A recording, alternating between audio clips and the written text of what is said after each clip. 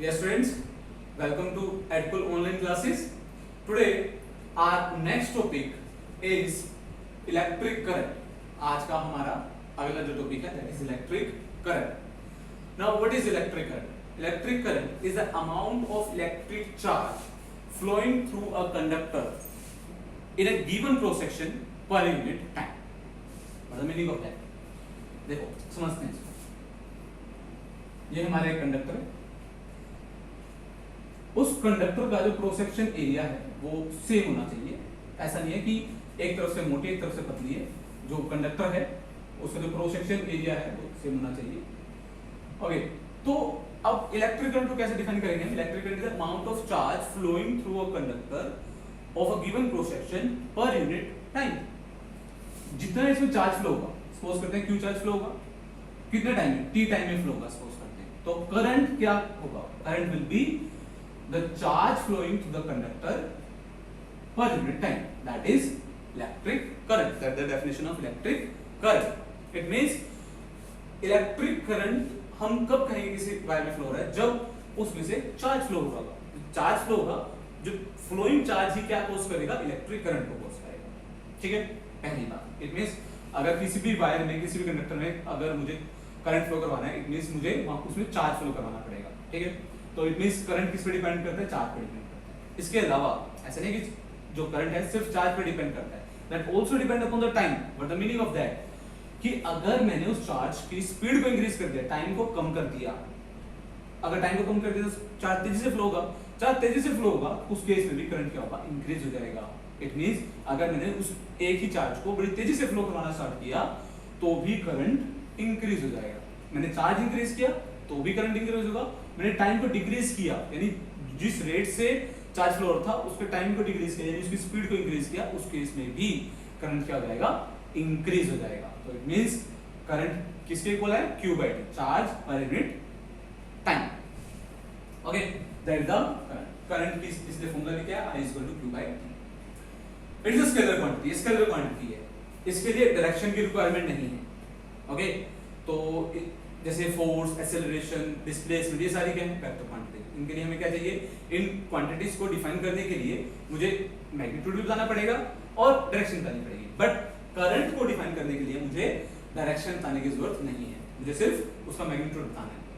That's why that is a scalar quantity. It's SI unit is ampere. इसकी SI unit क्या होती है? Ampere होती है. ठीक है, याद रखना एम्पियर. अब बात करते हैं 1 एम्पियर की.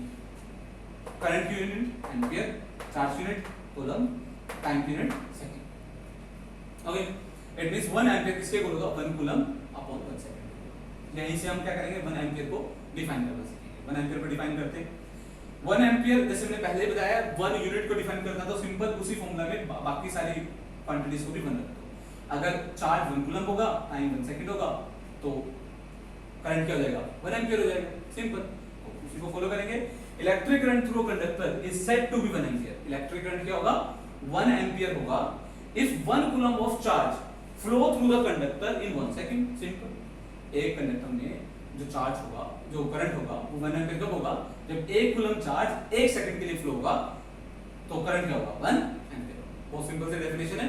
मैं बार-बार रिपीट करता हूं. 1 यूनिट को डिफाइन करने के लिए फार्मूला में जो उसके अदर पैरामीटर्स हैं उनको बंद कर दो, तो हम 1 ऑफ दैट यूनिट डिफाइन कर सकते हैं. ठीक है, अब बात करते हैं स्मॉलर यूनिट. ये क्या है? 1 मिली एम्पियर और ये क्या है? 1 micro ampere. 1 milli ampere and 1 micro ampere. These are the smaller units of current. 1 milliampere and 1 microampere. We know that milli stands for 10 to minus 3. So milliampere 10 to minus 3 ampere, microampere that is 10 to minus 6 ampere. बहुत easy है. तो ये छोटी units भी कई बार numericals में use होती है, तो इनको हम याद करना चाहिए. नेक्स्ट जो छोटा सा टॉपिक है वो हम करने वाले हैं number of electron in 1 coulomb of charge. अब हमें इस टॉपिक में, इस छोटे से टॉपिक में हमें क्या फाइंड आउट करना है कि अगर मुझे 1 कूलम चार्ज दिया जाए तो उसमें कितने इलेक्ट्रॉन मैं असेंबल करूं ताकि उसमें 1 कूलम ऑफ चार्ज बन जाए. क्लियर? तो ये एनसीईआरटी का क्वेश्चन दिया और एग्जाम में भी आता है. बहुत इजी है बट बहुत इंपॉर्टेंट है. तो इसको समझते हैं कि 1 कूलम ऑफ चार्ज में कितने इलेक्ट्रॉन्स होंगे. अब इसको कैसे करें समझते हैं. देखते हैं. देखो, हमें पता है हमें क्या फाइंड आउट करना है, इलेक्ट्रॉन्स फाइंड आउट करने, तो उसको राइट साइड रखेंगे। हमें पता है 1.6 into 10 raised to power minus 19 coulomb of charge, वो कितने इलेक्ट्रॉन्स के पास होता है, 1 इलेक्ट्रॉन के पास। एक इलेक्ट्रॉन का चार्ज कितना होता है, 1.6 into 10 raised to minus 19 coulomb. पर मुझे कितना चार्ज चाहिए, 1 कूलम। मैं चाहता हूं कि 1 कूलम में कितने इलेक्ट्रॉन होंगे, यानी कितने इलेक्ट्रॉन्स को मुझे असेंबल करना पड़ेगा ताकि मैं 1 कूलम चार्ज बना सकूं। तो 1 कूलम चार्ज कितने इलेक्ट्रॉन्स का होगा, सिंपल यूनिटरी मेथड में क्या होता है, तो अगर मुझे 1 कूलम के लिए निकालना है तो मैं 1/1.6 into 10 raised to power minus 19 कर दूंगा इलेक्ट्रॉन्स, यानी इतने इलेक्ट्रॉन्स मेरा 1 कूलम चार्ज बनाएंगे। अब इसको सोल्व कर लेते हैं। 10 raised to power minus 19 है, न्यूमरेटर में जाके क्या हो जाएगा, 10 raised to power plus 19 हो जाएगा, डिवाइड बाय 1.6 इलेक्ट्रॉन्स। इसको सोल्व करेंगे। मुझे क्या करना है, यहाँ पे कोई ना कोई नंबर चाहिए ताकि मैं 1.6 को से डिवाइड कर सकूं। तो मैं क्या करता हूँ, यहाँ पर 10 अलग कर देता हूँ, इसको मैं 10 into 10 raised to power 18 लिख सकता हूँ, 1.6। यस, देख सकता हूँ मैं, क्योंकि that will become 10 raised to power 90। तो मैंने इसको ब्रेक कर दिया 10 into 10 raised to power 18 ताकि मैं 1.6 को 10 से डिवाइड कर सकूं। ओके, तो 1.6 का डेसिमल भी कट करके यहाँ पे हम 10 लगा सकते हैं, तो 100/16, 10 into 10 100, 10 raised to power 18 और ये 16 को 100 से डिवाइड करके देखते हैं। 16 6 जा 96,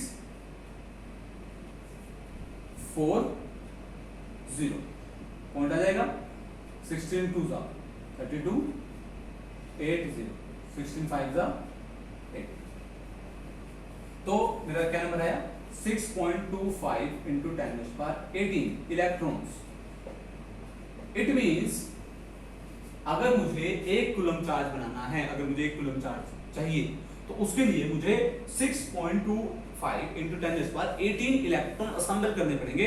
तो मैं इतने सारे इलेक्ट्रॉन्स को असेंबल करूंगा तो मुझे उन इलेक्ट्रॉन्स को जो टोटल चार्ज मिलेगा वो कितना मिलेगा, 6.25 into 10 raised to power 18 electrons पर उतना चार्ज मिलने वाला है, 1 कूलम चार्ज मिलने वाला है। तो यहाँ पे हमारा जो है करंट वाला टॉपिक खत्म हो गया। इसके बाद हम अपना नेक्स्ट टॉपिक स्टार्ट करेंगे। Let's start.